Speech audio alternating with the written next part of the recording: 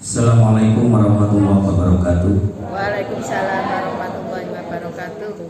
Bismillahirrahmanirrahim. Alhamdulillahirabbil alamin. Wassalatu wassalamu ala Rasulillah Muhammadin wa ala alihi wa sahbihi ajma'in. Rabbi ilma wa fahma amin. Yang saya hormati Bapak Kepala Sekolah, Bapak Ibu Guru yang saya hormati, alhamdulillah pada siang hari ini kita berkumpul di ruangan ini dalam rangka untuk melaksanakan kegiatan diklat implementasi konsep budaya positif di lingkungan kelas. Yaitu kegiatan ini diharapkan agar membiasakan karakter anak untuk selalu berbuat baik, utamanya adalah mereka rajin untuk membaca dan aktivitas yang lainnya yang bersifat positif. Salawat salam mudah-mudahan terlimpahkan kepada junjungan kita Nabi Muhammad SAW yang telah mengarahkan diri kita ke arah yang baik dengan membawa ajaran Islam. Bapak Ibu yang saya hormati, susunan acara pada siang hari ini, pagi ini, yang pertama adalah pembukaan, yang kedua menyanyikan lagu Indonesia Raya, dan ketiga doa, yang terakhir adalah penyampaian inti, yaitu implementasi konsep budaya positif di lingkungan kelas yang akan sampaikan langsung Bapak Basuki sebagai tutor dan kepala sekolah di SMP Negeri 27. Agar dalam pelaksanaan ini selalu mendapatkan ridhonya, mari kita buka bersama dengan bacaan basmalah. Bismillahirrahmanirrahim. Selanjutnya menyanyikan lagu Indonesia Raya, dan Bapak Ibu guru dimohon untuk berdiri.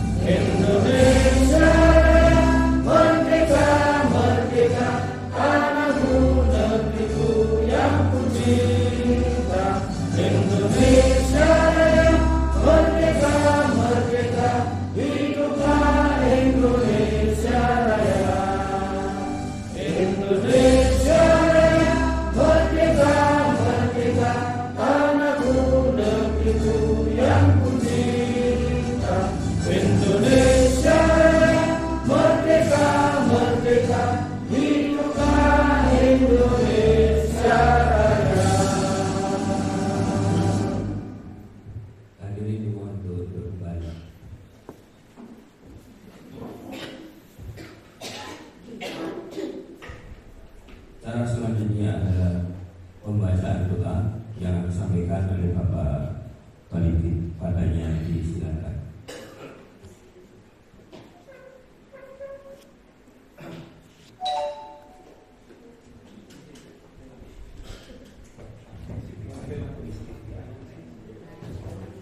Assalamualaikum warahmatullahi wabarakatuh.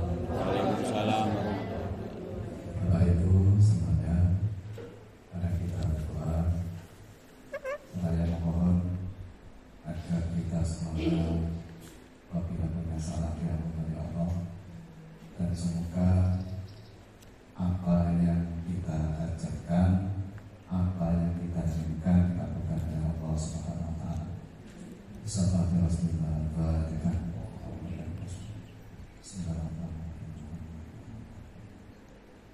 Ya Rabbi wa ya Rasulullah.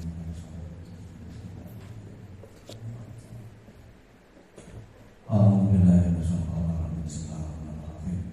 Allahumma shalli wa sallim wa barik ala sayyidina Muhammad wa ala sayyidina Muhammad. Alhamdulillah rabbil alamin. Bi sayyidina Muhammad sallallahu alaihi wasallam. Rabbana wa rabbana sana wa rabbana firna wa tahana wa rabbana khasirin. Allahumma salli ala muslimin wa afina wal muslimin wa'fu anna wa 'alal muslimin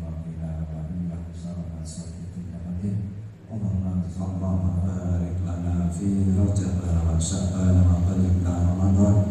Rabbana atina fid dunya hasanah wa fil akhirati hasanah wa qina adzabannar.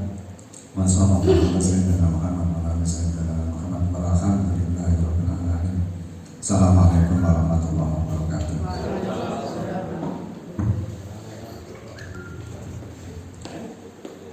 Amin amin ya rabbal alamin. Mudah-mudahan Allah mengabulkan doa kita.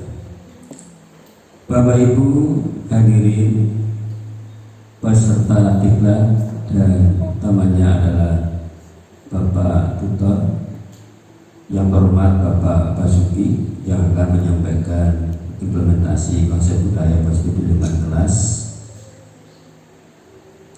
Yang saya hormati, untuk acara yang terakhir adalah acara inti. Acara inti adalah langsung dipandu oleh Bapak Basuki dan sekaligus menyampaikan materinya pada Bapak Basuki. Kami silakan.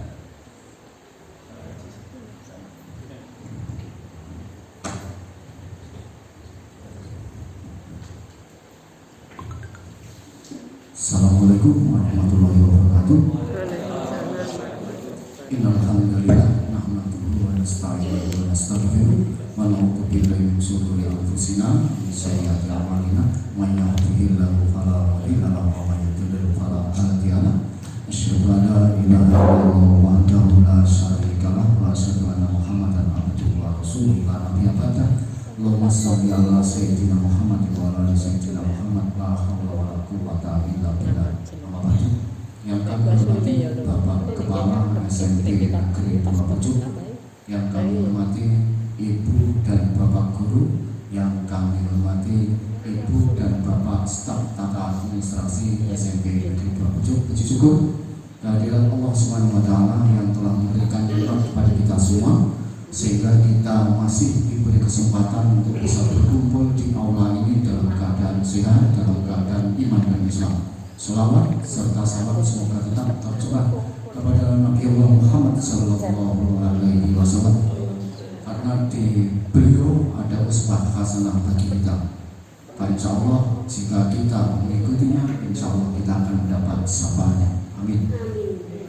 Ibu bapak yang kami hormati dan bapak kepala sekolah yang kami hormati pula, kami mohon maaf berdiri di sini duduk berhadapan dengan panjenengan berkaitan untuk memoderatori acara implementasi konsep budaya positif di lingkungan kelas SMP Negeri 2 Pucuk dalam rangka aksi nyata pendidikan guru penggerak yang nanti akan disampaikan oleh beliau Bapak Basuki SPD MPD.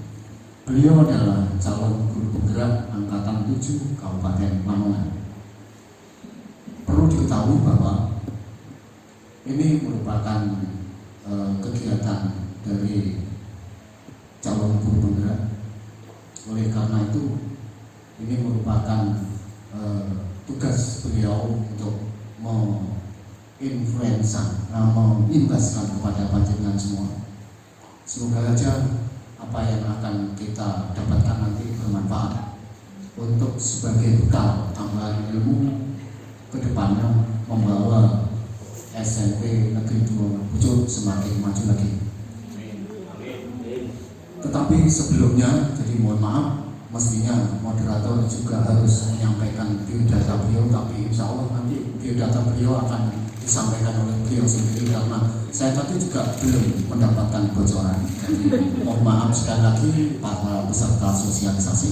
Jadi nanti beliau akan menyampaikan biodata beliau, termasuk nanti juga materi yang akan disampaikan secukupnya.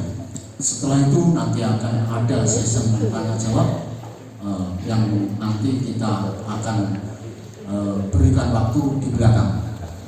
Oleh karena itu, untuk menyingkat waktu, maka pada kesempatan ini kepada beliau Bapak Basuki SPD MPD, calon guru penggerak angkatan 7 Kabupaten Lamongan, dipersilakan untuk menyampaikan materi secukupnya dan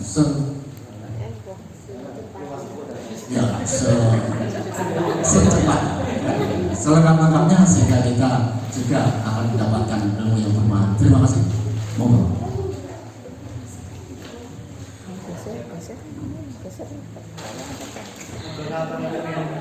Assalamualaikum warahmatullahi wabarakatuh.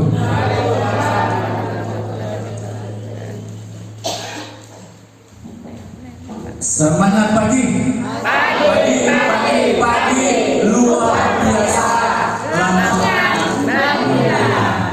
Terima kasih. Bapak Ibu, puji syukur kepada Allah Subhanahu wa taala atas limpahan kenikmatan berupa iman dan takwa, berupa iman dan sehat pada diri kita. Yang saya hormati Bapak Wakil Kepala Sekolah, yang saya hormati Bapak Ibu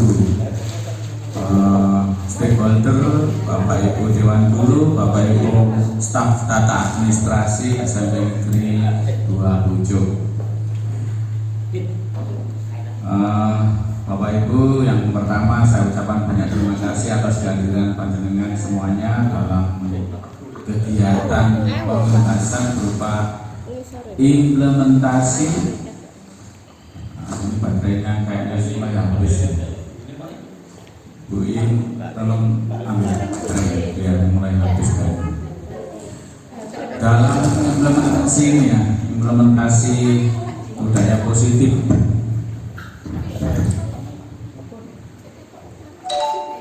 yang akan kita laksanakan nanti di lingkungan kelas. Saya sebagai calon guru penggerak sekaligus sebagai kepala sekolah di SMP ini berkewajiban untuk mengimbaskan, mengajak rekan-rekan semuanya untuk mengembangkan budaya positif di sekolah ini. Sekaligus sebagai kepala sekolah di SMP ini berkewajiban untuk mengimbaskan, mengajak rekan-rekan semuanya untuk mengembangkan budaya positif di sekolah ini. Bapak Ibu, yang kedua saya mohon maaf mungkin mengganggu kegiatan panjenengan, kegiatan belajar mengajar panjenengan. Ya, insya Allah nanti akan saya sampaikan tidak lebih dari 2 jam, mungkin hanya maksimal 1,5 jam mungkin. Ya, apa yang saya sampaikan nanti insya Allah sangat bermanfaat untuk bertujuan menciptakan suasana lingkungan kelas yang nyaman. Permisi, saya nanti akan turun di situ. Pak Haji tetap di sini saja. Dan ini memang sengaja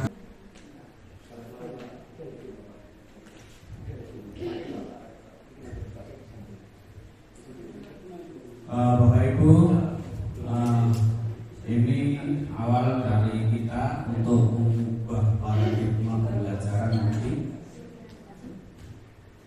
sesuai dengan apa yang saya peroleh selama 2 bulan terakhir saya belajar di BPKP melalui fasilitator, melalui instruktur, sudah mencapai pada titik modul 1.4, kemudian nanti akan diteruskan pada modul 2 pada bulan Februari ini mulai tanggal 8 besok.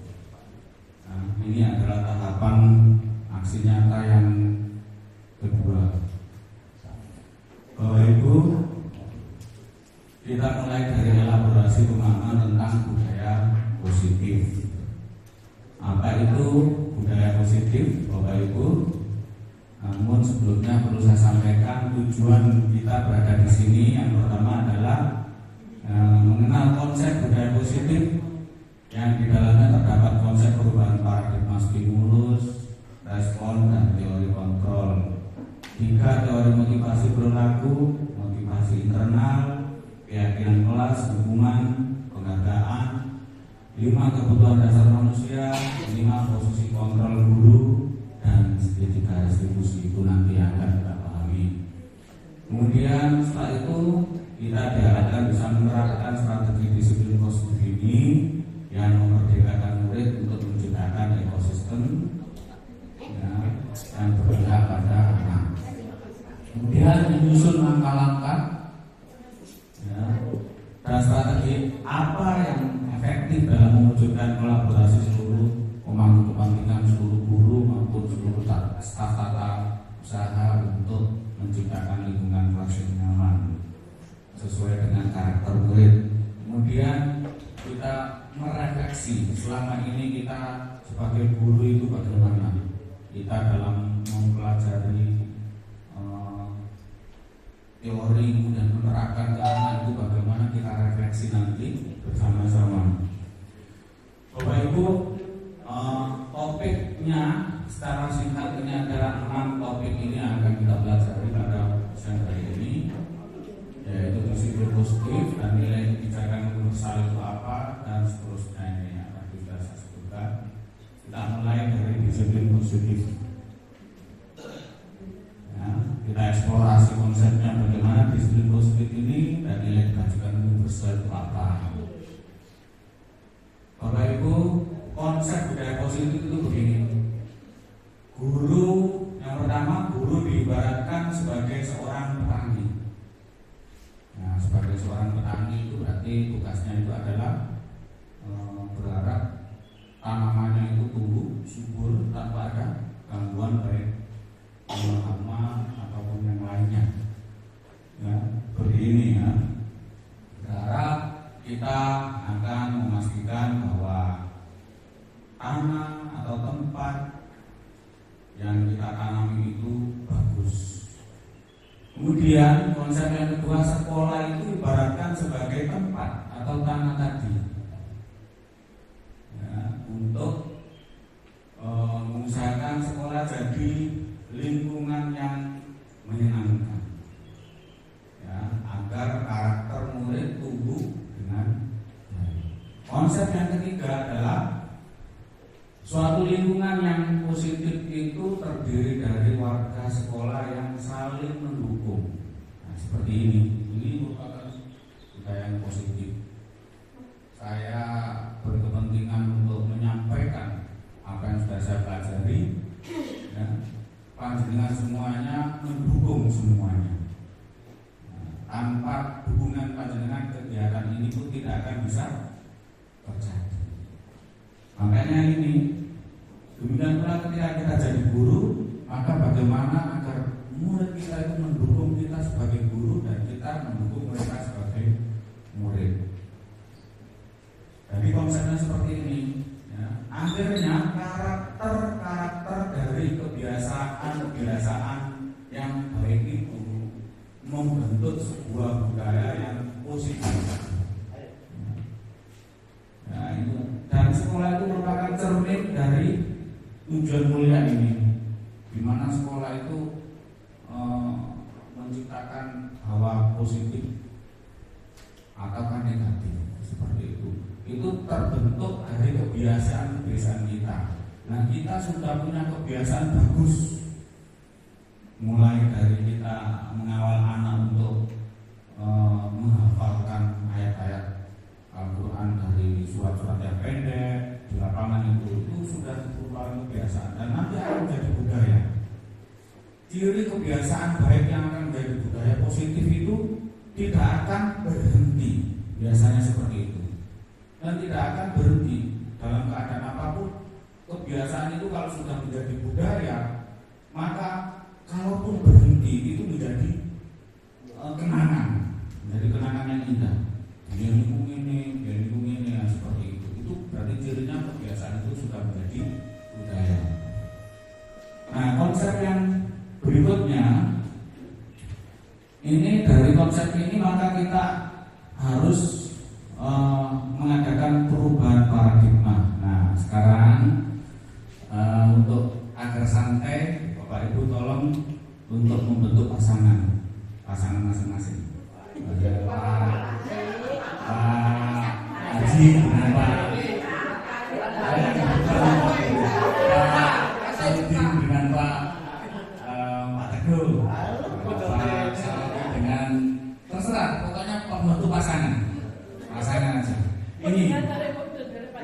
instruksinya. Buatlah pasangan Anda dengan teman Anda, silakan memilih. Nah, sudah memilih, Bapak Ibu? Sudah? Boleh. Rekor yang namanya donggo. Kalau namanya donggo kan doa esek. Gue repot tuh. Betul, tangan ke tangan terus. Coba, nah ini instruksinya. Ini sobeklah secari kertas, tidak harus Pak, tidak harus. Bapak boleh mengambil benda sesuatu, ya, boleh mengambil benda sesuatu, tidak harus kertas, boleh pulpen, ya. Benda apapun boleh. Ini kan permainan kepala tangan aja ya. Kemudian genggam, digenggam. Kemudian ya, setelah digenggam dibuatlah sebuah kepala yang pengen dirahasiakan isinya ya, jadi sudah bisa ya.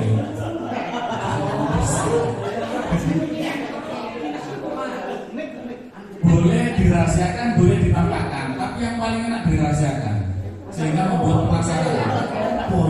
Ya. Nah sekarang sudah Bapak Ibu, sudah salah kedua-duanya semuanya harus membuat kepala, isinya kepala apa semuanya. Kemudian setelah itu Bapak Ibu yang sudah punya pasangan tadi punyalah keinginan untuk mengetahui apa yang ada di kepala. Usahakan pokoknya yang mengepal itu membolehkan untuk dibuka atau sebaliknya. Sampai bagaimana? Terserah, silakan dimulai.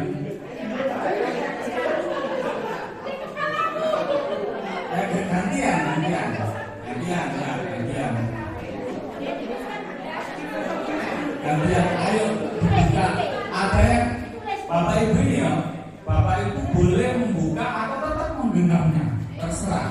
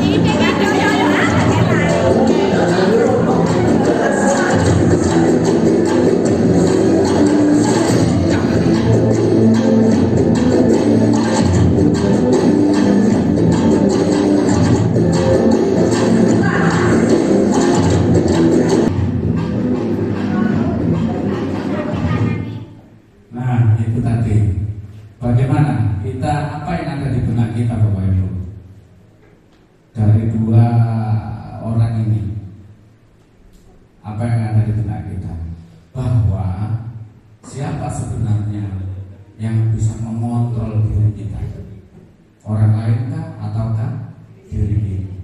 Yang bisa mengontrol diri kita adalah diri sendiri. Kita punya hak untuk membuka walaupun disuap, walaupun di apapun, dinikiti, dikeplak, bagaimanapun. Kalau kita ngotot untuk tidak mau dikontrol, ya tetap tidak dibuka. Ya, seperti tadi Bu Aisyah sama Bu Zulaika, gak ada apa-apa harus ngomong. Ya seperti itu. Jadi konsepnya, selama ini paradigma kita itu kita yang mengontrol murid. Kita punya bayangan, ilusi bahwa guru itu memang yang mengontrol murid. Murid mau belajar atau tidak, itu kita yang memaksa. Tapi sebenarnya yang mengontrol sebenarnya siapa? Murid itu sendiri. Dia mau belajar atau tidak, ya murid itu sendiri. Ilusi bahwa kritik dan membuat orang merasa bersalah dapat menguatkan karakter. Kita itu kadang-kadang itu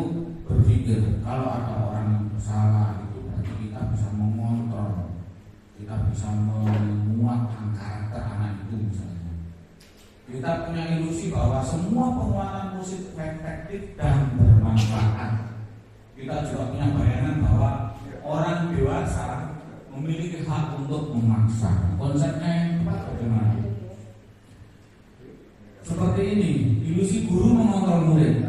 Pada dasarnya kita tidak dapat memaksa murid untuk berbuat sesuatu jika murid tersebut memilih untuk tidak melakukannya.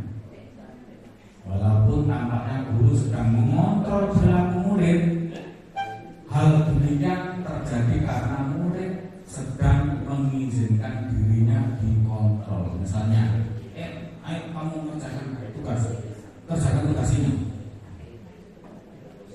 Semua murid tampaknya mau mengerjakan. Apakah mereka mengerjakan itu berarti dia itu terkontrol oleh kita? Belum tentu. Kenapa? Karena bisa jadi murid tersebut hanya supaya menyenangkan gurunya. Pokoknya ya wis tak harap. Kemudian ilusi bahwa semua penguatan positif efektif. Maksudnya penguatan positif atau bujukan adalah bentuk-bentuk kontrol. Contohnya, contoh sing wis mari ngene tak kei boleh. Contoh sing wis mari boleh pulang. Nah, itu merupakan bujukan. Ya. Kita berpikir bahwa itu merupakan hal yang sangat efektif. Kemudian ilustrasi bahwa kritik membuat orang merasa bersalah. Maksudnya adalah menggunakan kritik dan rasa bersalah untuk mengontrol murid. Misalnya ketika murid terlambat, lalu sampai nggak sama aku tak, murid apa itu?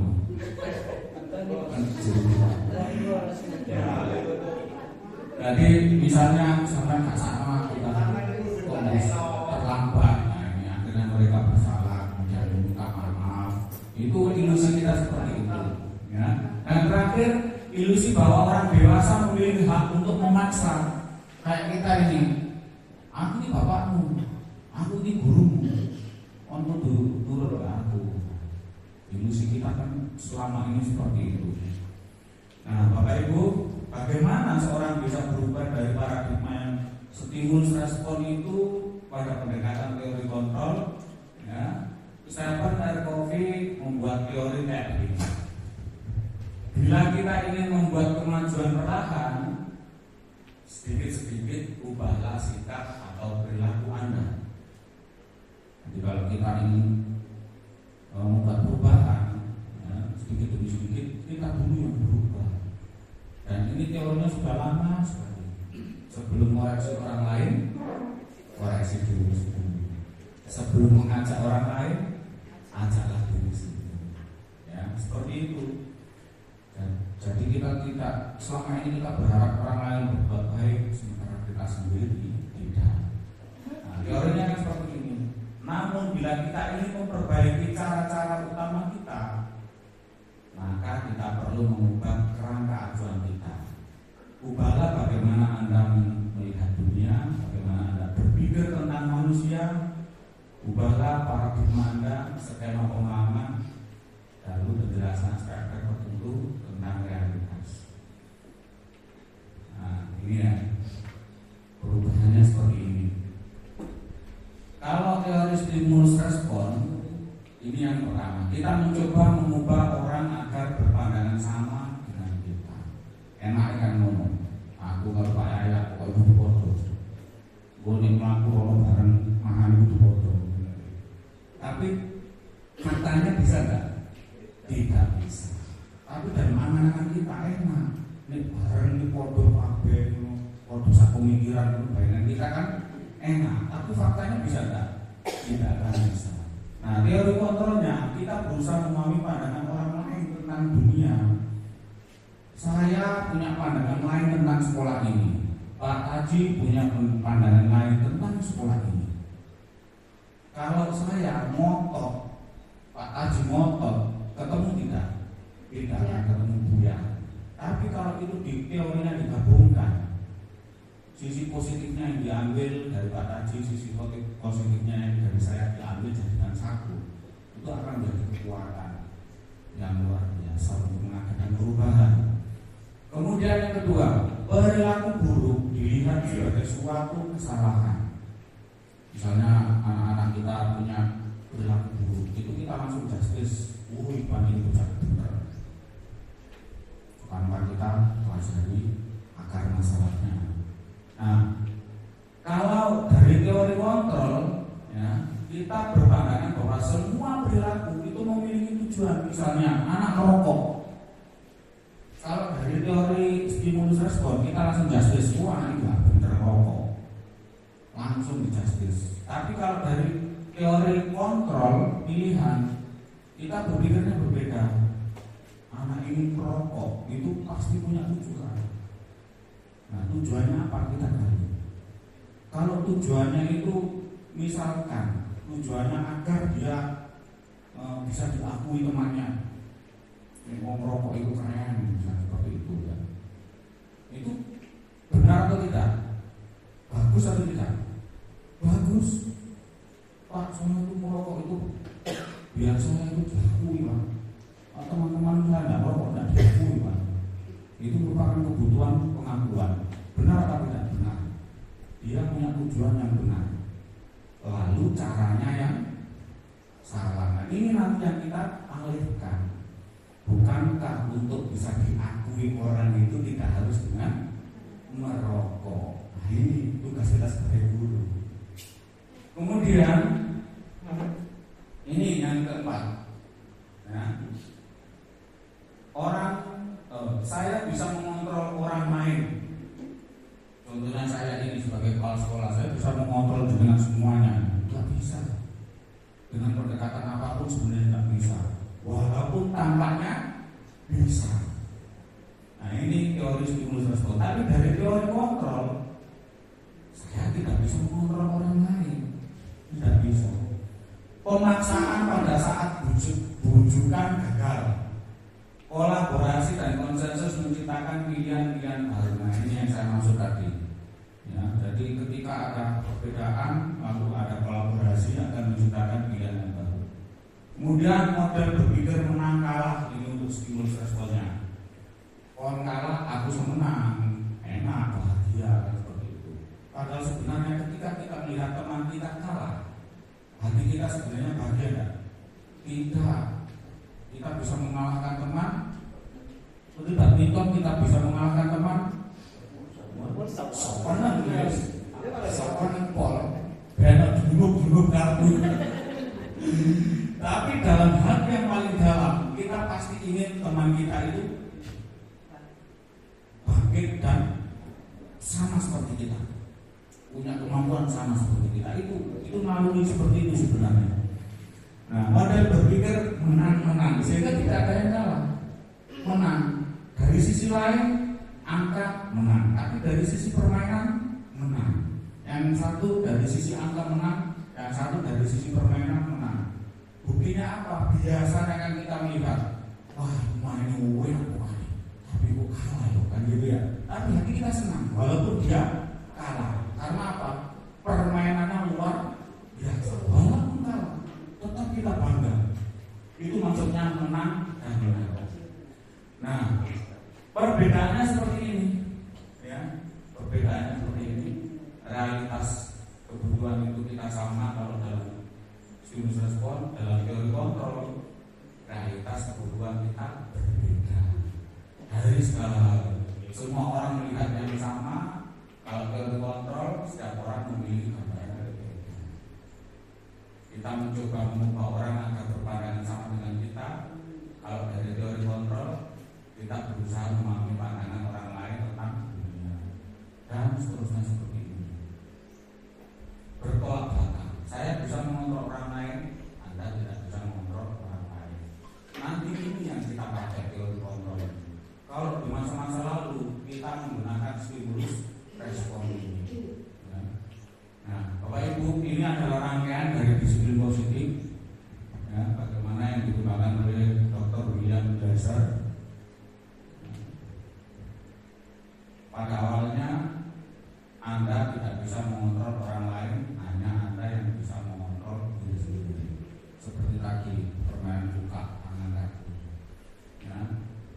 Kemudian ini memunculkan makna disiplin, belajar kontrol diri dengan menggali potensi kita agar tercapai tujuan, ya, sesuatu menjadi mulia, yaitu seseorang yang kita inginkan berdasarkan nilai-nilai yang kita hargai. Ini tujuan akhirnya seperti ini nanti. Nah, di sisi kiri dalam realitasnya kita itu berbeda. Karena berbeda ini berarti kita tidak bisa mengontrol orang lain. Kemudian bermodal berpikir menang-menang. Semua berlaku memiliki tujuan. Apapun berlaku itu pasti memiliki tujuan. Dari teori motivasi, ya, ini tujuannya mungkin menghindari hukuman. Jadi ada anak yang masuk tepat waktu, masuk ke sekolah tepat waktu itu, kalau dari teori motivasi mungkin dia hanya sekedar menghindari hukuman. Kemudian untuk mendapatkan imbalan, ya, ini namanya motivasi eksternal atau ekstrinsik. Jadi dia melakukan sesuatu itu karena dari luar. Sementara untuk menghargai diri sendiri, nilai-nilai kebajikan universal, keyakinan kelas ini masuk kategori motivasi intrinsik. Nah, kita berharap anak itu berada di sini. Anak itu berada di sini. Prosesnya mungkin berada di sini. Nah, tapi kalau prosesnya ini melihat lini masanya itu tidak kunjung berakhir, ini yang bahaya. Ini yang bahaya. Jadi harusnya untuk menghindari hukuman itu hanya sebentar, lalu berikutnya kemudian dia menyadari bahwa hukuman itu tidak penting. Kemudian, ya, dari teori motivasi seperti ini muncul namanya siapa diri kita, sebagai apa nih? Sebagai penghukum, pembuat rasa bersalah, sebagai teman, kemudian sebagai pemantau, dan kelima sebagai manajer. Guru nanti akan ketahuan selama ini kita itu sebagai apa nanti, ya, apa sebagai penghukum, pembuat rasa bersalah, sebagai teman, atau sebagai pemantau, atau sebagai manajer. Nanti Bapak Ibu akan merasakan sendiri, dan semuanya akan terangkum dalam yang namanya segitiga restitusi. Semua ini berdasarkan 5 kebutuhan dasar manusia, yaitu untuk bertahan hidup, penguasaan, kasih sayang, dan rasa diterima, ketenangan, dan kebebasan. Nah, kita langsung masuk ke makna disiplin. Bapak Ibu, disiplin itu berasal dari bahasa Latin, yaitu disciplina, yang artinya belajar. Makna asal dari kata ini berkonotasi dengan disiplin diri dari murid-murid Sokrates dan Plato. Disiplin diri membuat orang dari potensinya menuju sebuah tujuan apa yang dia hargai. Namun dalam budaya kita, makna kata disiplin telah berubah menjadi suatu yang dilakukan seseorang atau orang lain untuk mendapatkan kepatuhan. Nah, contohnya ini, kita pakai helm di jalan raya itu bukan karena bukan karena kita biar aman, biar nanti kalau kecelakaan nggak ngapa-ngapain. Nah, kebanyakan bukan seperti itu, tapi karena takut ditilang. Nah, disiplin itu yang berkembang di Indonesia seperti itu, sehingga ketika tidak ada polisi nggak bisa helman. Seperti ada lampu merah, lampu kuning, lampu hijau. Ada yang merobos saat lampu merah. Karena apa? Karena menganggap bahwa disiplin itu terjadi apabila ada petugas atau polisi, ada tilang, seperti itu ya. Nah, sebenarnya disiplin yang bagaimanakah yang harus kita terapkan kepada anak-anak? Bukan disiplin seperti itu. Ya, disiplin yang dikaitkan dengan nilai kebajikan universal, ya. Sehingga disiplin itu bermakna nilai-nilai kebajikan adalah sifat positif manusia yang merupakan tujuan mulia yang ingin dicapai setiap individu. Nah, ini teorinya. setiap perilaku atau perbuatan memiliki suatu tujuan seperti yang tadi saya sampaikan. Dengan menaikkan nilai kebajikan diyakini seseorang, maka motivasi intrinsik akan terbangun. Contohnya ya seperti tadi, saya mau ke sekolah, ya, biar nanti kalau terjadi apa-apa kepala saya tidak terbentur, saya pakai helm. Ini merupakan motivasi intrinsik. Seperti itu yang akan nanti kita tanamkan. Saya akan mengajar ke SMP 27. Saya akan hadir jam 6:30. Kenapa? Ya, biar rezeki saya bertambah banyak, misalnya, biar barokah, biar berkah. Ini motivasi intrinsik. Tapi kalau teman saya datang pagi-pagi, masa aku kalah dari Pak Haji. Seperti ini motivasi ekstrinsik. Adakah yang salah? Tidak ada yang salah. Namun adakah yang bermakna? Ada. Yang paling bermakna ya tadi itu. Ya, biar rezeki saya itu bertambah berkah, biar saya nanti bertambah sehat. Seperti itu ya. Pokoknya dari dalam. Kemudian ini memunculkan yang sudah digarap oleh para pakar pendidikan, sehingga memunculkan nilai kebajikan yang kita sepakati bersama, yang kita kenal dengan profil pelajar Pancasila. Yaitu ada 6 ini: beriman, bertakwa pada Tuhan Yang Maha Esa, berakal mulia, mandiri, berakal kritis, berkebinekaan global, bergotong royong, dan kreatif. Ini nanti akan kita kembangkan bersama. Nah, berikutnya Bapak Ibu, materinya cukup banyak sehingga ini saya percepat saja. Kita langsung masuk ke teori motivasi, hukuman, dan penghargaan dan restitusi. Ya. Teori motivasi berkembang manusia. Ini tadi sudah dijelaskan. Motivasi eksternal, contohnya ini untuk menghindari ketidaknyamanan hukuman. Apa yang akan terjadi bila saat kita melakukannya. Motivasi eksternal lagi untuk mendapatkan imbalan dari orang lain. Motivasi internal bagaimana? Untuk menghargai diri sendiri.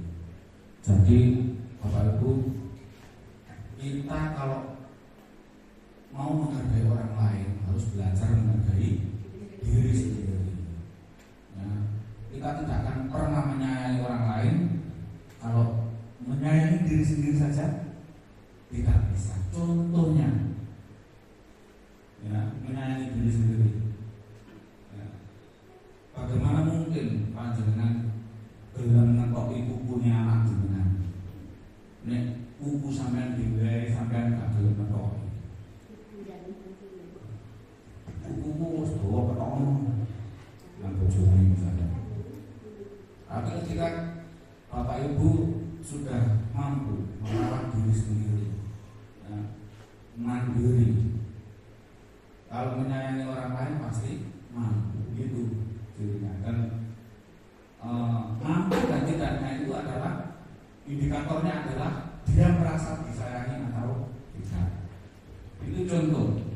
Berikutnya Bapak Ibu semuanya itu dilandaskan dengan teorinya Bapak Ki Hajar Dewantoro, bahwa yang merdeka itu artinya tidak hanya terlepas dari perintah, akan tetapi juga cakap buat memerintah diri sendiri. Nah, ini dihukum oleh penghargaan. Hanya ini bicara tentang motivasi ekstrinsik tadi ya. Jadi kadang-kadang kita itu dengan memberi penghargaan itu kadang-kadang kita merasa bangga bisa mengontrol orang lain. Ya, tapi itu pengaruh jangka panjang dan jangka pendek. Penghargaan itu mendukung, ini hanya wawasan, konsep orang-orang di sana ya. Belum tentu benar juga sebenarnya. Ya, penghargaan mengurangi ketepatan, penghargaan tidak efektif, penghargaan merusak hubungan. Kalau semuanya seperti ini, ya kita tidak bisa ngasih piala pada anak-anak. Kita tidak bisa ngasih rapot. Rapot itu merupakan penghargaan. Sertifikat itu merupakan penghargaan. Kalau kita mengikuti teori ini, itu nggak ada semuanya. yang ada hanya pujian. Ya. Dan sebenarnya ada juga orang yang punya teori pujian itu menghancurkan. Bagi siapa? Bagi orang yang bilang pujian. Penghargaan pun menghancurkan. Bagi siapa? Bagi orang yang bilang penghargaan. Nah, berikutnya penghargaan menurunkan kualitas. Ini pokoknya gak setuju kalau penghargaan teori ini. Ya, ini masih perlu dikaji, Bapak Ibu, masih dalam perdebatan banyak di dunia penggerak. Bapak Ibu, perbedaannya ini ya, perbedaan hukuman dan konsekuensi. Nah sekarang Bapak Ibu saya tes. Coba dibaca. Yang pertama, mencatat 100 kali di dalam buku kalimat begini: saya tidak akan terlambat lagi karena terlambat ke sekolah. Ini merupakan hukuman atau konsekuensi? Ada yang jawab konsekuensi, ada yang jawab hukuman. Lari mengelilingi lapangan basket 2 kali karena terlambat dari sekolah. Hukuman. Murid diminta untuk push up 15 kali karena tidak menggunakan masker. Hukuman. Menggantikan kertas tugas teman yang telah dicoret-coret. Hukuman atau konsekuensi? Konsekuensi. Membersihkan tumpahan air di meja tulis karena tersenggol. Konsekuensi. Murid disuruh untuk mengenakan sepatu seharian di sekolah karena tidak mengenakan sepatu. Konsekuensi atau hukuman? Ada yang konsekuensi, ada yang hukuman.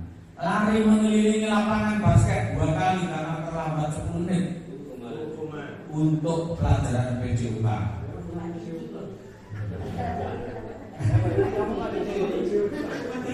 Kita lihat jawabannya. Nah ini jawabannya. Bener kabeh aku. Bener kabeh.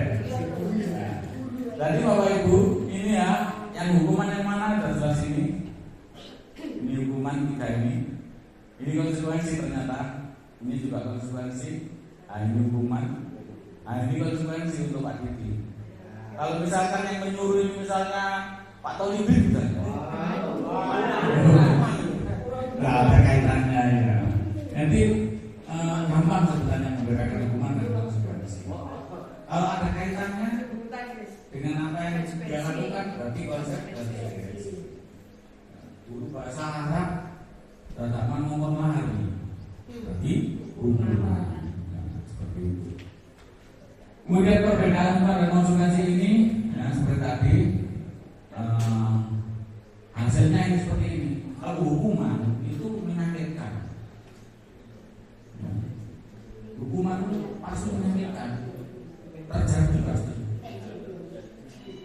ya. Kalau konsekuensi sesuatu itu harus terjadi, menyakitkan dan tidak urusan belakang. Membuat anak sakit itu pasti hukuman akan membuat anak sakit. Hasilnya anak membenci kedisiplinan, kemudian merasa dipaksa, anak menyakiti diri sendiri, konsep diri yang buruk, kemudian anak belajar untuk menyembunyikan kesalahan dan seterusnya. Pakainya.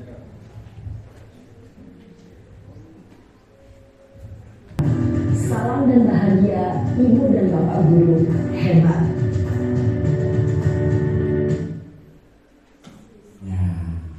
Karena kita refleksi, selama kita menjadi guru, selama kita menjadi staf, apa yang sudah kita lakukan? Kita sering sebagai apa? Kepada anak-anak kita. Kita refleksi. Ya, jadi jujur saja pada diri sendiri. Kita sering sebagai yang pertama tadi sebagai pembawa. Kemudian yang kedua sebagai pembuat merasa, yang ketiga sebagai teman, yang keempat sebagai pemantau, dan yang terakhir sebagai manajer. Bapak Ibu, saya kemarin memang mencoba mempraktekkan ini, walaupun tidak 100% itu karena saya, tetapi saya praktekkan 3 kali kepada Jaya. Jaya waktu itu jam setengah 8 baru datang bersama 3 temannya itu. Ya, saya praktekkan seperti itu sebagai manajer. Hari kedua terlambat 15 menit. Dan ternyata hari ini mereka bertiga tidak terlambat.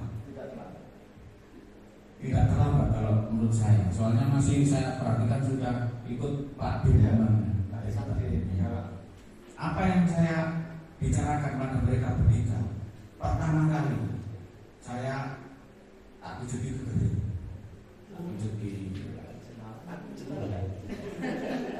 Saya sedih, saya tanya, namanya siapa? Saya Pak. Sekarang jam berapa saya? Jam setengah 8. Nah, saya waktu itu menggunakan memposisikan diri sebagai pemantau. Sekarang jam berapa? Jam setengah 8. Maksudnya sebenarnya jam berapa? Jam 7. Dan saya bergeser menjadi manajer. Saya bergeser menjadi manajer. Saya tanya, saya apa sih yang membuat sampai itu terlambat? Saya bangun jam 7 Pak. Betul itu jawabannya. Jam itu? Iya. Mengapa kok jam 7 baru? Dia menjawab, saya tidurnya jam 1 Pak. Sama Mas, yang satunya temannya yang agak tinggi itu ya karya ya. Sama Mas, tidurnya jam berapa? Saya jam 11 Pak. Bangunnya jam berapa? Jam 6. Terus yang satunya yang agak cepat, enggak dengan ini biasa Pak. Sama Mas, tidur jam berapa? Jam 10. Bangunnya jam berapa? Jam 5.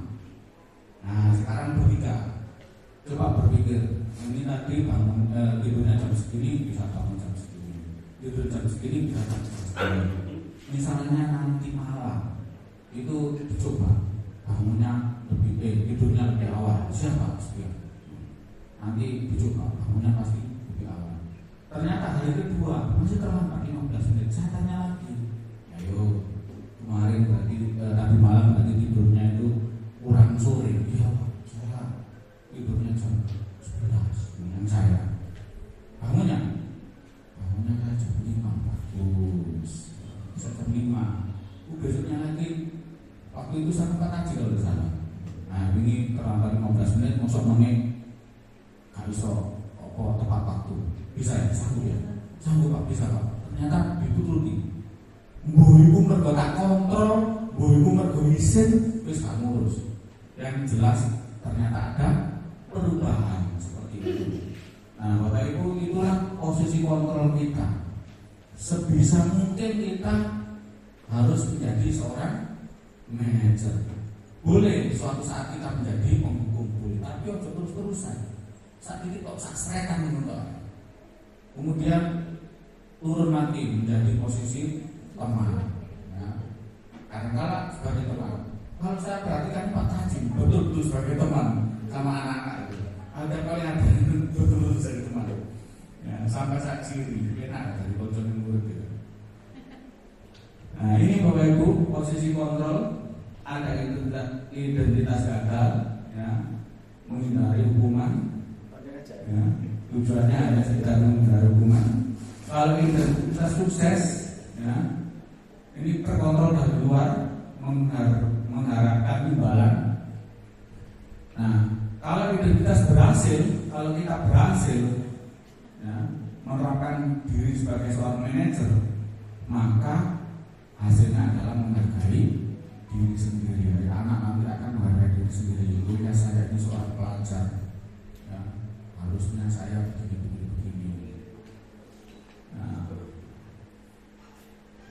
Nah ini contoh pernyataan-pernyataan.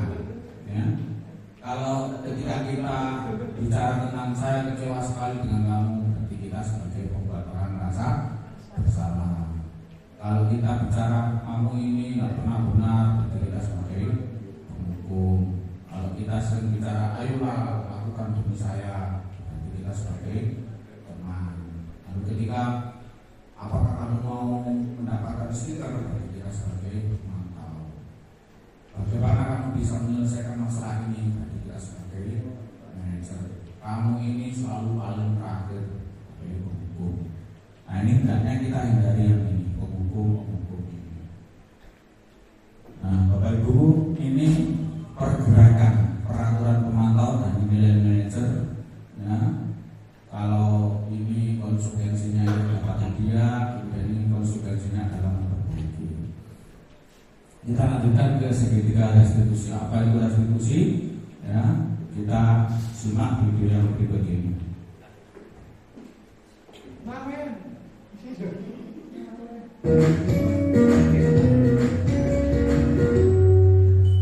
Salam dan bahagia Ibu dan Bapak guru hebat. Pada video kali ini kita akan membahas tentang salah satu program disiplin positif yang diterapkan di lingkungan sekolah yang dikenal dengan nama restitusi.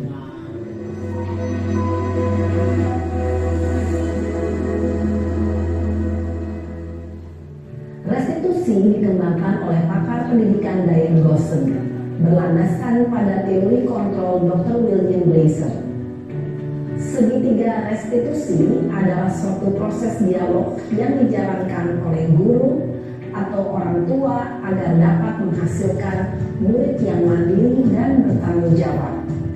Pada saat guru di posisi manajer, aspek yang dikembangkan pada murid adalah motivasi intrinsik, sehingga penanaman nilai-nilai kebajikan dapat tumbuh dan berkembang menjadi suatu kebiasaan positif yang akhirnya membentuk karakter murid. Proses dialog ini terdiri dari 3 langkah yang digambarkan pada ketiga sisi pada segitiga restitusi. Sisi pertama adalah menstabilkan identitas. Sisi yang kedua adalah validasi tindakan yang salah. Dan sisi yang ketiga adalah menanyakan keyakinan. Ibu dan Bapak guru, berikut ini akan ditunjukkan bagaimana seorang guru berada dalam posisi manajer menggunakan penerapan segitiga restitusi.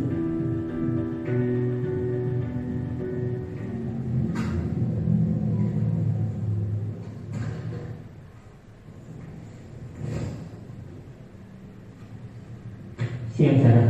Siang Pak. Sudah lama nggak ketemu Sarah. Kenapa hari ini ada di sini? Kesel Pak, kesel banget. Masa aku dikatain tukang fitnah Pak? Ya aku marah lah. Aku mau dikatain Eka di depan kelas. Kesel banget. Oh begitu. Ya pasti kamu marah dan kesal. Bapak juga akan marah apabila ada yang menuduh Bapak seperti itu. Kemudian pada saat itu kamu mau melakukan apa? Ya saya langsung ngatain Eka lah Pak. Kesel banget. Saya bentak-bentak dia depan teman-teman lain. Oh begitu. Pasti kamu melakukan seperti itu karena suatu alasan tertentu bukan? Iyalah, masih saya diam saja Pak. Ya saya bela diri lah. Masa saya dituduh tukang fitnah? Ya wajarlah. Mempertahankan harga diri itu sesuatu yang penting buat kamu. Untung kamu tidak bertindak lebih gegabah lagi. Hanya membentak-bentak. Iya Pak. Untung saya masih bersabar dan hanya membentak saja. Sudah gemes padahal. Saya pasti bela diri lah. Ya pasti ya.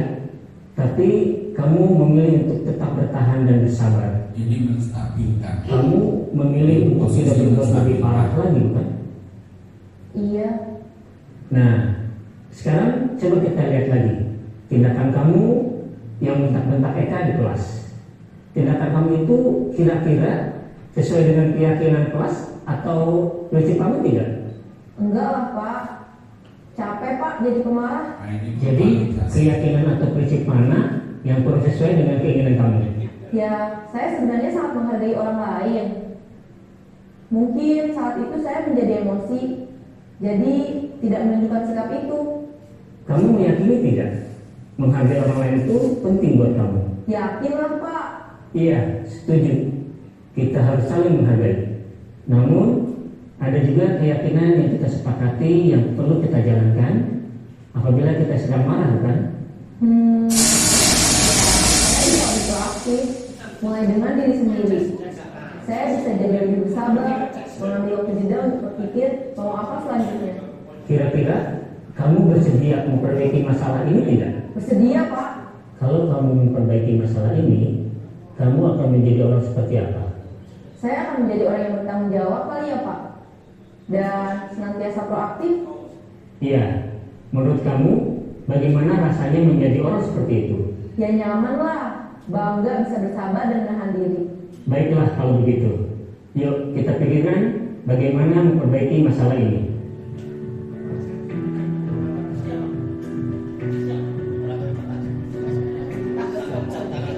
Ibu dan Bapak guru hebat, baru saja kita menyaksikan contoh bagaimana seorang guru berada dalam posisi manajer menggunakan penerapan segitiga restitusi. Mari kita bahas satu persatu. Pada sisi pertama, menstabilkan identitas berdasarkan pada prinsip bahwa membuat kesalahan adalah bagian dari proses pembelajaran. Sisi pertama dari segitiga ini berperan menggeser identitas murid dari identitas gagal ke identitas sukses. Murid yang sedang bertingkah laku yang tidak pantas atau menarik diri saat itu sedang mengalami identitas gagal. Bila kita mengkritiknya, maka posisinya tidak akan berubah. Kita bisa mengajukan pernyataan-pernyataan ini. 1. Membuat kesalahan sesuatu yang wajar. 2. Manusia tidak ada yang sempurna. 3. Kita bisa memperbaiki masalah ini. 4. Saya tidak menanyakan kesalahannya. Saya lebih fokus bagaimana memperbaiki masalah ini. 5. Apakah saat ini kamu tengah menjadi orang yang baik untuk dirimu sendiri? Pada sisi kedua, validasi tindakan yang salah berlandaskan pada prinsip bahwa setiap perilaku berupaya memenuhi suatu kebutuhan tertentu. Guru yang telah memahami teori kontrol akan bergeser dari pemikiran stimulus respon menjadi proaktif dan mencoba untuk mengenali tujuan dari perilaku murid. Mengenali dan mengakui kebutuhan murid ini dapat memperbaiki hubungan dengan murid tersebut. Pernyataan atau pertanyaan bisa disampaikan dengan nada suara tidak menghakimi atau memojokkan, sehingga dapat mengembalikan murid pada posisi positif. 1. Kamu bisa saja bertindak lebih gegabah lagi dari ini. 2. Kamu bukan melakukannya tanpa suatu alasan tertentu. 3. Kamu melakukannya karena mempertahankan sesuatu yang penting bagimu. 4. Mungkin kamu bisa mempelajari suatu perilaku baru yang lebih efektif. Bersediakah kamu mempelajarinya? Selanjutnya, kita akan simak sisi terakhir, yaitu menanyakan keyakinan. Teori kontrol menyatakan bahwa pada dasarnya kita termotivasi secara intrinsik. Pada saat perilaku yang salah telah divalidasi dan identitas sukses telah stabil, maka murid telah siap mengaitkan keyakinan-keyakinannya dengan tindakannya yang salah dan pemikirannya telah bergeser ingin menjadi orang yang dituju. Pertanyaan-pertanyaan ini dapat mengaitkan keyakinan-keyakinan yang dianut murid. 1. Sebagai keluarga atau kelas, apa yang kita yakini? 2. Nilai-nilai apa yang telah kita sepakati? 3. Seperti apa gambaran sebuah kelas yang ideal bagi kamu? 4. Kamu ingin menjadi orang seperti apa?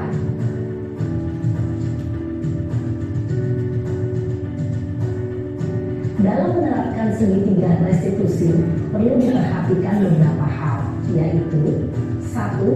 Perilaku yang salah perlu dikaitkan dengan nilai-nilai atau keyakinan-keyakinan yang telah disepakati atau dituju. 2. Kesediaan orang yang melakukan kesalahan untuk memperbaiki masalah. 3. Pemecahan masalah sebisa mungkin relevan atau memiliki hubungan dengan masalah yang ada. 4. Usaha. Perlu adanya suatu usaha perbaikan dari pihak yang berbuat kesalahan. 5. Waktu. perlu didedikasikan waktu dari pihak yang berbuat kesalahan. Tanyakan kapan akan mulai diberlakukan usaha untuk memperbaiki masalah. Dengan memahami struktur penerapan segitiga restitusi, diharapkan Luli dapat menerapkan posisinya sebagai manajer dengan mengajukan pertanyaan-pertanyaan bermakna yang dapat membuat murid menjadi lebih percaya diri, bertanggung jawab, dan mandiri. Nah, Ibu Bapak Guru perlu tidaknya mengikuti ketiga tahapan dalam segitiga restitusi bergantung pada ringan beratnya suatu permasalahan. Misalnya, bila permasalahan tersebut ringan, maka tidak perlu dijalankan secara berurutan. Bahkan bisa semudah menanyakan apa keyakinan yang kita sepakati. Dengan menjalankan segitiga restitusi, dengan mengajukan pertanyaan-pertanyaan bermakna, diharapkan murid menjadi lebih kuat secara pribadi, dapat membuka wawasan murid agar dapat menyelesaikan permasalahannya sendiri, semakin percaya diri, mandiri, dan merdeka. Salam dan bahagia, Ibu Bapak Guru hebat. Bapak Ibu, itulah yang dimaksud dengan segitiga restitusi. Ya, intinya 3 tahapan ini tidak harus dilakukan bersamaan melihat kasusnya. Nah, kenapa ini saya sampaikan? Bukannya ini sebenarnya tanggung jawab UBK, bukan. Jadi kita semuanya saja, baik guru matematika, guru IPA, semuanya itu melekat tugas mendidik, tugas membimbing. Nah, di sini kita ambil yang membimbing. Nah, pada saat kita berposisi sebagai pembimbing, maka yang ideal kita harus memposisikan diri sebagai manajer dan perlakuannya menggunakan segitiga restitusi ini. Umumnya dimulai dari ini, menstabilkan identitas. Nah, ciri-ciri menstabilkan identitas itu tujuannya adalah supaya emosi anak itu tidak meluap. Jadi, wis jarno anak-anak itu ngomong sakape, nah kita menstabilkan agar istilahnya itu emosinya itu meredam. Itu situasi menstabilkan identitas. Jadi kata kuncinya adalah setiap orang pasti pernah melakukan kesalahan di masa lalu, kesalahan sekarang misalnya. Nah, dan setiap orang pasti akan bisa memperbaiki kesalahan itu. Nah, kalau kita jadi penghukum, anak kita anggap melakukan kesalahan dan tidak bisa memperbaikinya, lalu kita hukum agar baik. Kata kunci kedua, kamu bukan satu-satunya orang yang pernah melakukan itu. Jadi misalkan ada anak terlambat itu, kita stabilkan dengan kalimat seperti itu. Mbak, sing terlambat begini wah kayak gak sampai tok. Akhirnya dia merasa nyaman. Oh iya aku tok, ya wis, itu akhirnya ya.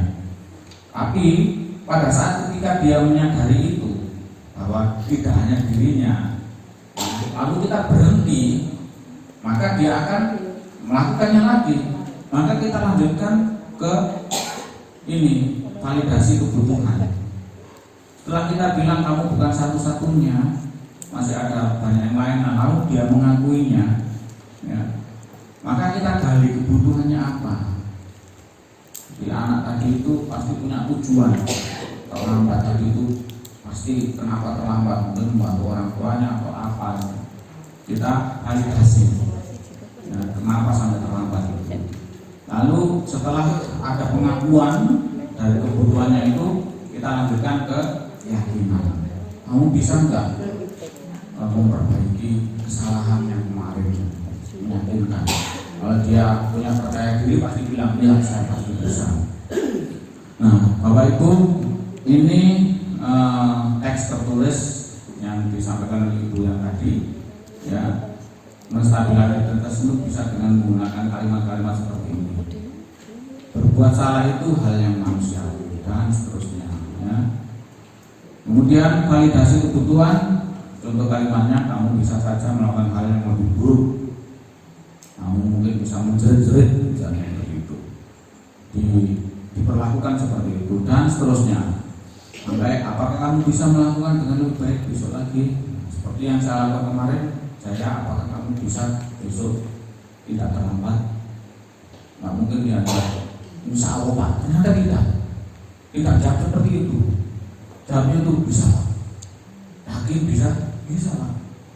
Nah, mungkin dalam benaknya harus kami janji sore kami dia.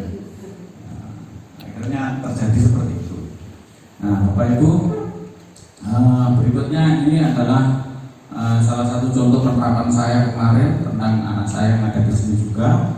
Ya, video ini saya buat saat kemarin di jalan. Ini saya praktek sebagai restitusi. Yang pertama ini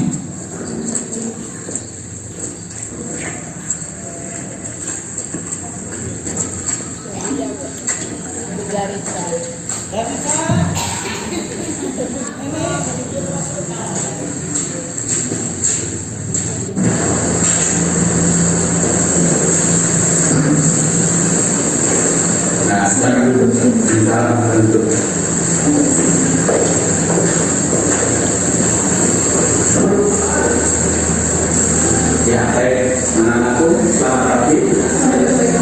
Ya, baik anak-anakku, Bapak sengaja memanggil kalian berdua. Ya, saya perhatikan kalian berdua tadi beda dengan teman-teman yang lainnya. Ya, saya perhatikan namanya Pak Adel.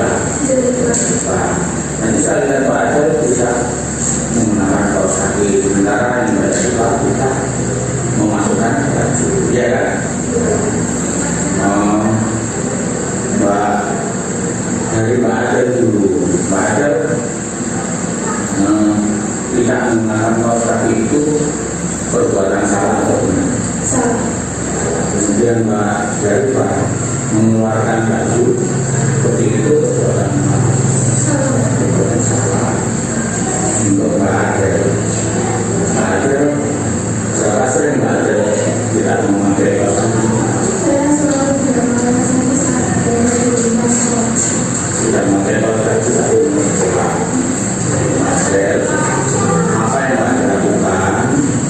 Dan yang dilakukan oleh mengeluarkan baju itu tidak hanya kalian berdua.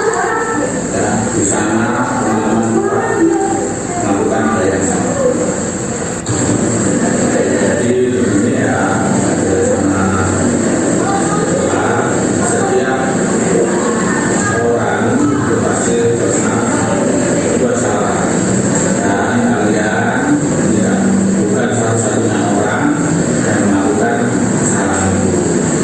Kamu bukan satu-satunya orang yang mengeluarkan baju, satu-satunya orang yang tidak pakai kaos kaki. Teman-teman kalian juga ada yang melakukan hal yang sama, sehingga ini kalian untuk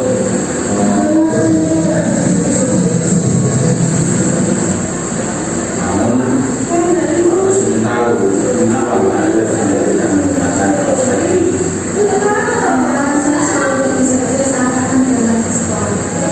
Kenapa sampai terus?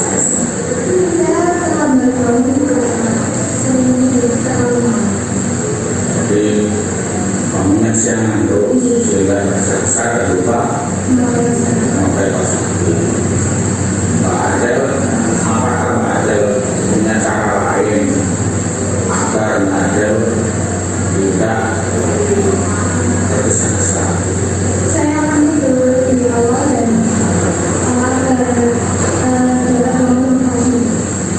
Kenapa? Supaya tidak tergesa dan tidak lupa. Ada perlu saya ingatkan bahwa di sekolah ini ada peraturan. Pasalnya adalah peraturan non-akademik yang merupakan syarat kenaikan kelas. Kalau tidak memakai kaos kaki itu masuk kategori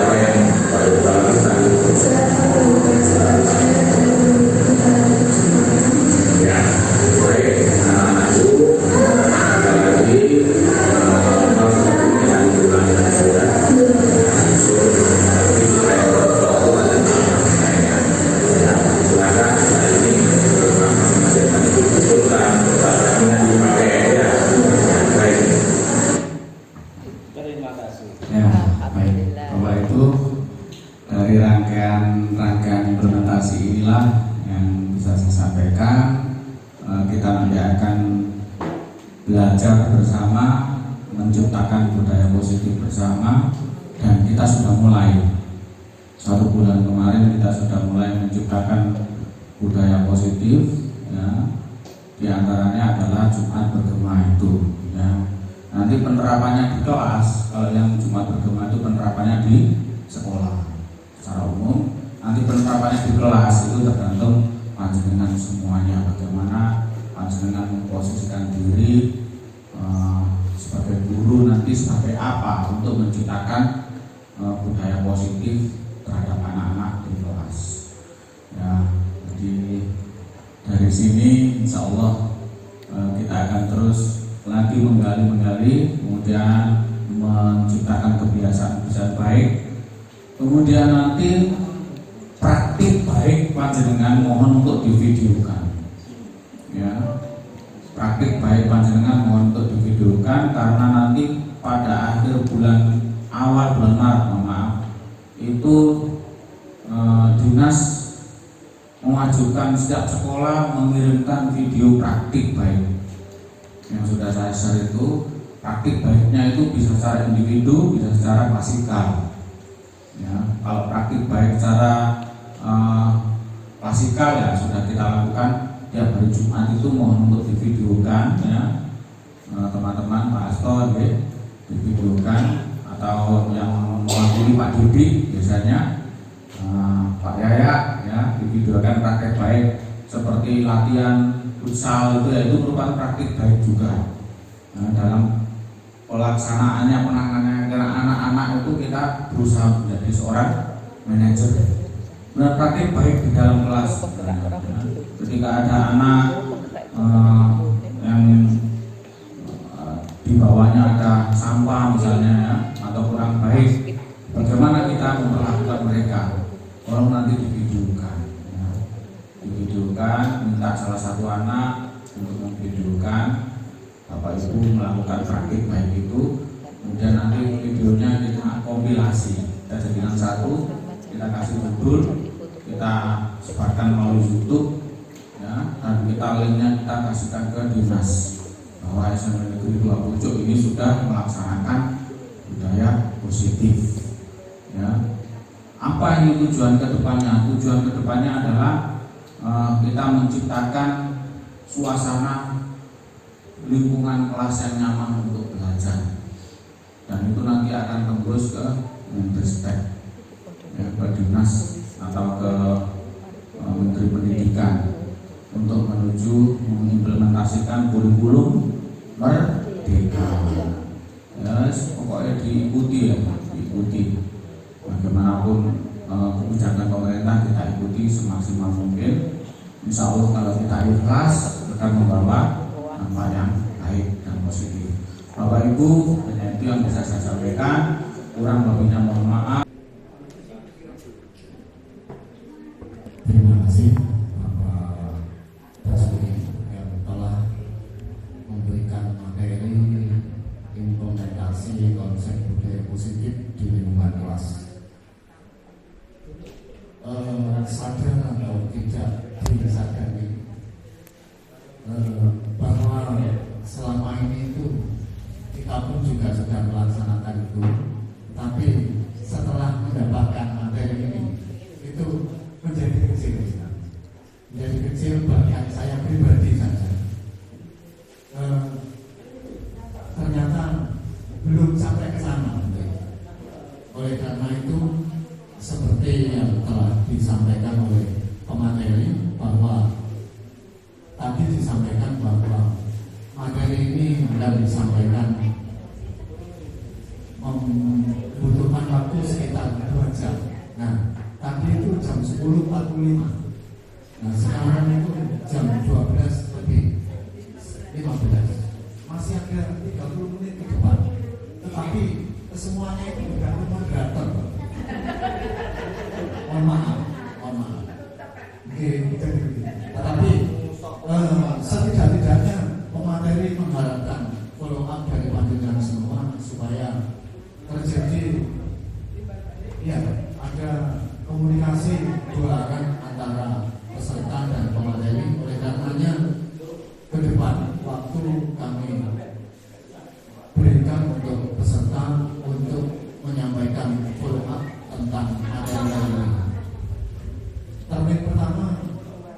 kami beri peserta 2 orang, 1 laki-laki dan 1 perempuan. Oleh karena itu saya persilakan. Monggo Pak Su.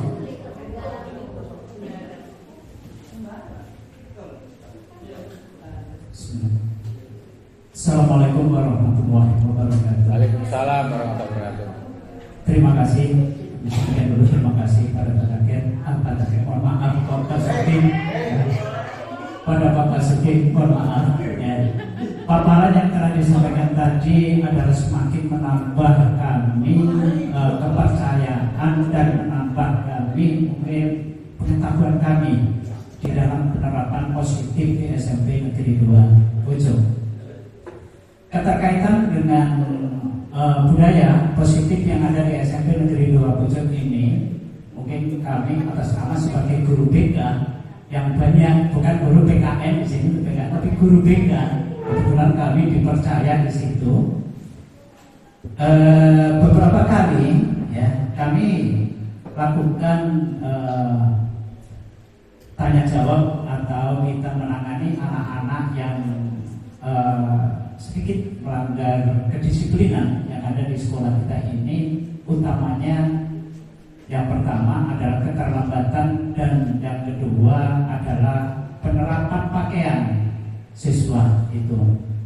Dan kami tidak pernah putus asa dan berhenti, selalu memberikan peringatan dan juga mencari solusi apa yang menjadikan anak itu melanggar. Saya ambil contoh ketika anak itu terlambat, biasanya kami ajak masuk di ruang BK, ya, kami ajak masuk di ruang BK. Nah di BK itu kadang-kadang anak itu lama dengan saya, lama. Kemudian beberapa alternatif pertanyaan itu yang saya sampaikan, seperti misalkan yang pertama, kenapa kamu terlambat? Alasannya yang berkembang di setiap anak itu bermacam-macam. Ada yang disuruh antar adiknya ke sekolah SD atau MI. Ada juga yang sepedanya dibawa ibu atau ayah belanja atau keluar sebentar. Ada juga yang alasan yang paling dominan yang banyak adalah bangun kesiangan gitu Mas. Kemudian ada juga yang menunggu teman. Nah ini yang biasanya yang kita jumpai kelompoknya yang sekaligus bangun kesiangan dan nunggu teman, itu kelompoknya Jaya. Bulan itu yang sering melakukan itu. Kemudian ada juga yang ban bocor dan sangat variatif, banyak sekali pelanggaran kedisiplinan yang masuk pada kami. Itu yang pertama. Kemudian kami tanya, kalau dari satu sisi tadi alasan yang bangun kesiangan, saya ambil contoh yang situ. Saya tanya, tidurnya kamu jam berapa? Ada yang bilang mereka tidurnya jam 12, jam 1, ada yang jam 10, ada yang jam 11. Nah, kemudian saya tanya lagi, mengapa kamu tidurnya kok malam? Alasannya mereka tidak bisa tidur, alasannya mereka main game, dan masih ada lagi beberapa alasan. Kemudian saya tanya, bisa nggak kamu mengawali tidurnya itu lebih awal? Ini pertanyaan saya berikan. Mereka juga bilang siap Pak, pasti jawabannya siap. Nah, itu. Mudah-mudahan kamu bisa nanti besok bangun lebih tidur lebih awal, kamunya bisa lebih pagi. Terus subuhmu gimana? Saya tanya. Ada yang habis sholat subuh Pak, saya bangun kemudian tidur lagi. Akhirnya saya bangunnya kesiangan.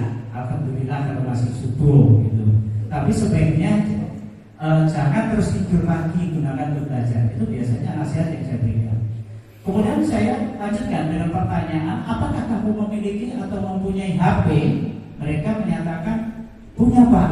Nah, kemudian saya sarankan HP-nya itu aktif enggak alarmnya itu? Mereka bilang tidak Pak. Nah, ada yang iya, seperti yang disampaikan seperti Bima itu biasanya jawabannya iya, tapi mereka tidak bisa bangun walaupun dengan adanya alarm itu. Kemudian saya sampaikan, apa besok? Saya tanya, apa besok kamu bisa tidak terlambat? Siapa? Besok saya tidak terlambat. Nah, itu pasti jawabannya. Dan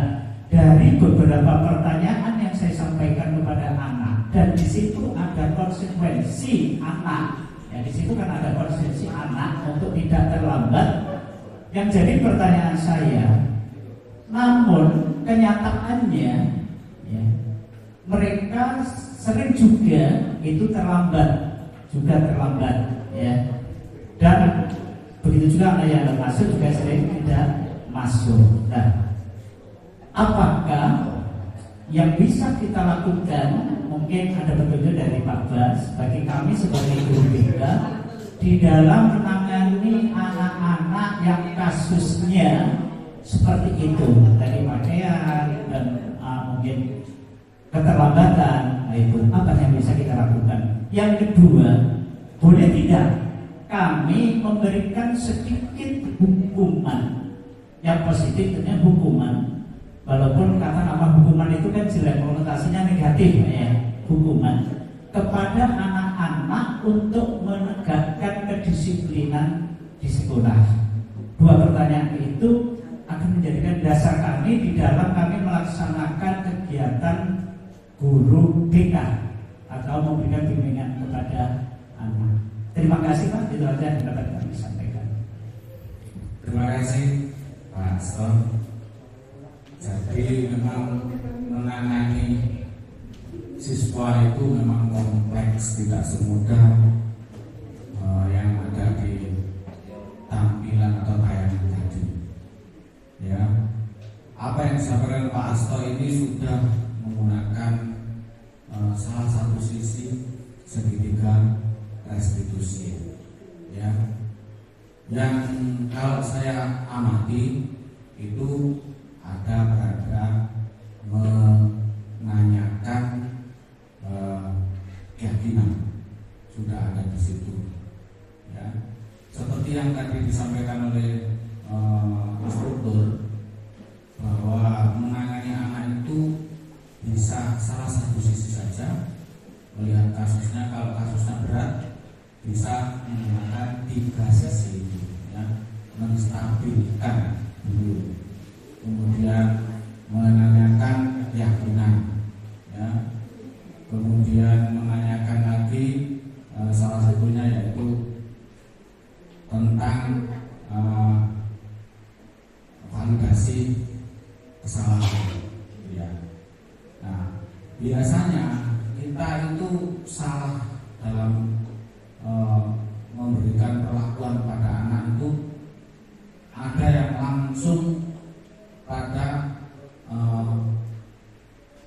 menanyakan atau memastikan, ya, tentang kesalahan.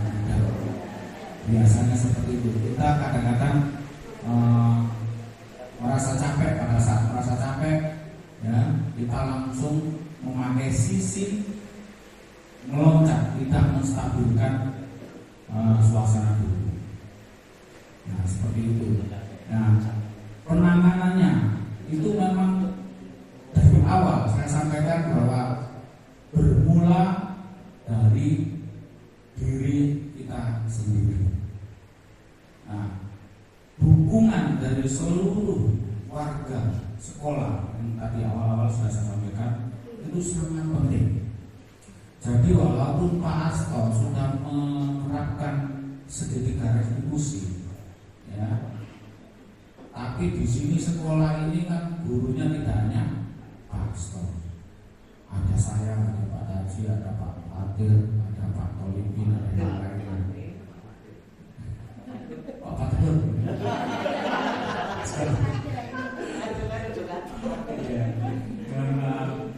Nah, itu anak ini bias. Jangan mau nasi tak turun sopo, gitu ya. Kok ngomong kayak gini, nah itu dia Pak Bas itu Pak Bas dulu ya. Ketua jam songong ya betul. Padahal sebenarnya Pak Bas misalnya jadwalnya ngajaran jam 9, tapi anak kan tidak tahu. Anak tahunya guru ketua jam 8. Padahal guru tersebut ngajarnya jam 8, tapi anak tidak tahu. Anak tahunya itu ya masuk jam 7. Makanya saya menghimbau semuanya saja itu memang seperti itu.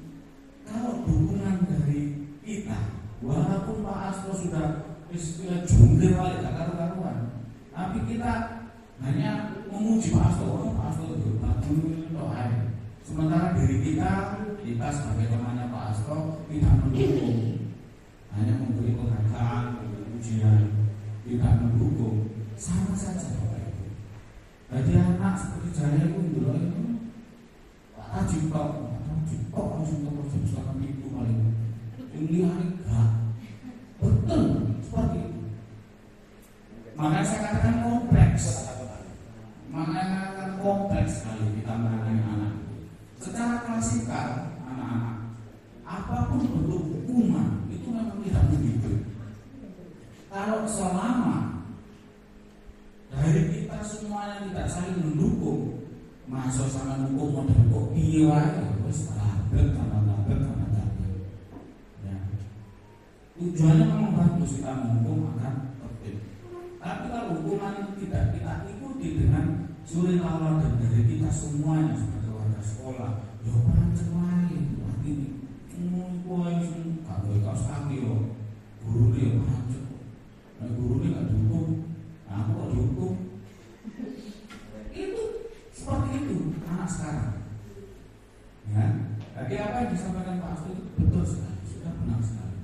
Tapi hasilnya menjadi tidak bisa maksimal. Kenapa? Karena tidak ada dukungan dari warga sekolah yang ada. Makanya budaya positif itu tidak akan terbentuk tanpa dukungan dari semua. Oleh karena itu saya selalu mewakili Pak BPNSA, para politik dosen, kita mendidik tugas kita. Ayolah kalau pada hari itu walaupun jamnya masuknya jam 9, ya kita masuknya tetap jam 7. Ya ketika anak-anak ini di lapangan, ketika mereka baris di barisan Pak Raja, di barisan Pak Politik, punya awang, itu kabar, pasti seperti itu, yakin itu. Semangat mereka, gurunya kok kabar. Hanya seminggu ngarepin orang buat Aisyah, orang Pak Tajil, orang Pak Politik.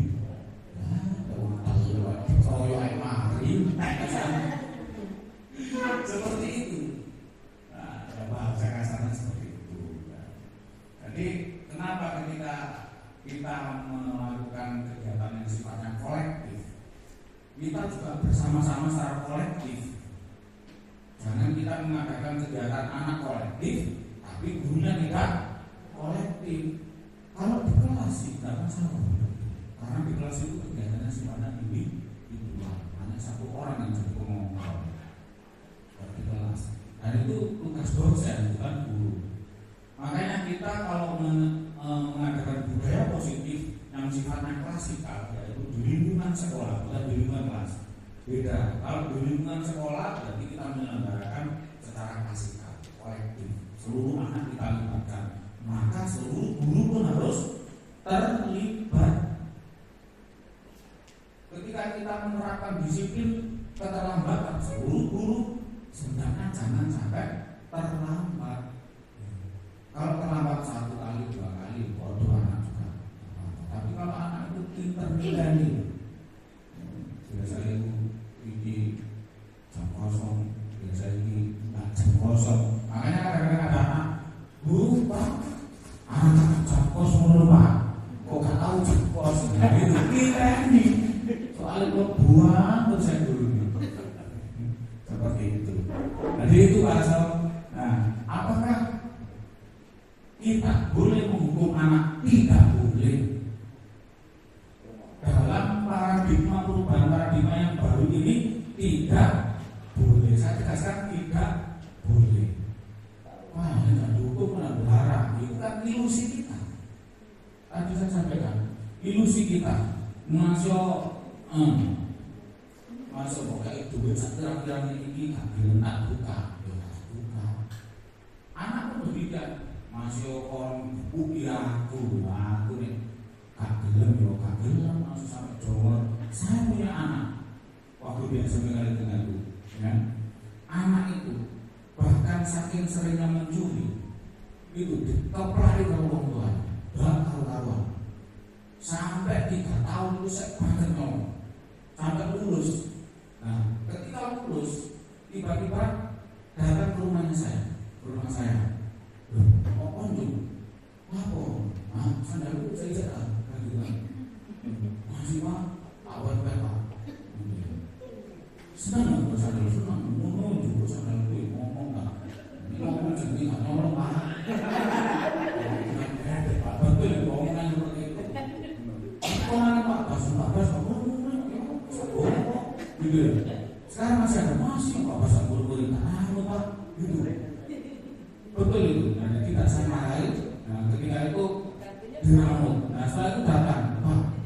Aku Pak, kok kurang mari ngomong terus Pak. Betul Pak. Kok ada kepala Bapak, sekolah dulu guru. Tunggu ya di Rono, tunggu Pak. Apa mau doa Pak? Lihat Pak urip ini. Lihat kamu mau betul Pak. Saya mau di mana Pak? Bingung saya tadi. Kalau kita pondok nonton, gimana? Kalau sama sendiri, sadar Pak. Teman belum. Kalau pengen dadu, aku pengen dadu Pak, aku pengen dadu nopong. Ternyata dia Pak dadu nopong. Ya. Terus saya ingat, kalau orang seperti ini itu nih pelajaran, pondok modern, pelajaran akan jelas itu. Yang ini akhirnya saya akan langitan Pak. Langitan itu nggak ada pelajaran. Terus bukan bilangi anak seneng anak rodus, bilangi anak rodus seneng gawe DP, bilangi gawe DP. Lu menurut lu sekarang jadi orang sukses, udah orang sukses. Nanti ketika itu saya nggak pernah menghukum, walaupun tahu yang mencuri tidak sembuh. Ternyata dia lainnya saya, mungkin dia lima, sampai tak turun, seperti itu. Makanya jawaban saya jangan pernah menghukum, tapi kadang-kadang awak dhewe itu sebagai manusia ya mesti punya emosi seketika langsung ingin menghukum. Nah, makanya ini kita harus bisa menstabilkan diri kita sendiri agar kita emosi, agar kita keluar sebagai penghukum. Nah ini memang sulit, teori itu tapi yang sulit. Doain masuk sulit dilakoni, ayo balik titik. Nah, bersama-sama nanti wis dadi minimal dadi kanca. Dadi kanca yang apik dari umum. Dadi kanca ada titik-titik Pak. Itu ilusi kita. Bayangan kita pun dadi kanca berarti awak dhewe kadung mati. Kok ngomong seenake dhewe kan gitu. Itu ilusi kita sebenarnya. Ya. Nah, Bapak Ibu itulah yang bisa saya sampaikan Pak Asto. Gimana? Cukup Pak Moderator dari Pak Asto, silakan dilanjut.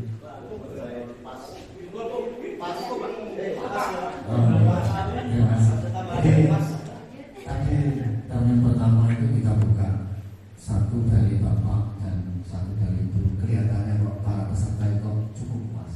Cukup puas atau sangat puas?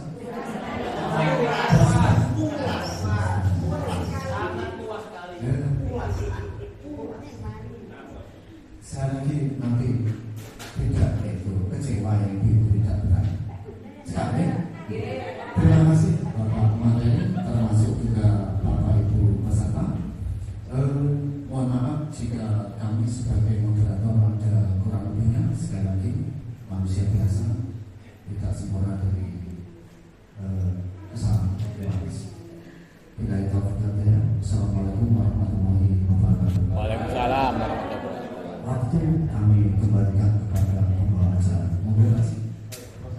Terima kasih Bapak Ibu untuk ya memasukkan buat kalian, buat kita ya, buat kita terkait dengan masalah budaya positif yang telah kami dengarkan bersama dari Bapak Kepala Sekolah.